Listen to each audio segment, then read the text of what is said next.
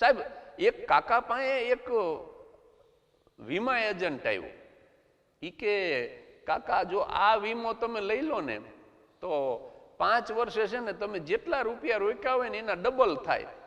કાકા કે કેટલા વર્ષે થાય? તો કે 5 વર્ષે. ઈ કે બટા હું છે ને આ મારી અવસ્થાને ધ્યાનમાં રાખીને કાચા કેળાએ લેતો નથી. ક્યાંક કેળા પાકે એ પેલા હું પાકી જઉં તો. હવે આ કેળા પાકવાની રાહ નથી જોતો ને 5 વર્ષ સુધી રૂપિયા. એટલે બીજી લીટીમાં લખ્યું છે કે ગામડું બોલે અને નગર સાંભળે એનું નામ લોક સાહિત્ય, અને ત્રીજી લીટીમાં લખ્યું છે ગામડાનું ભોળપણ બોલે અને શહેરની બુદ્ધિ સાંભળે એનું નામ લોક સાહિત્ય.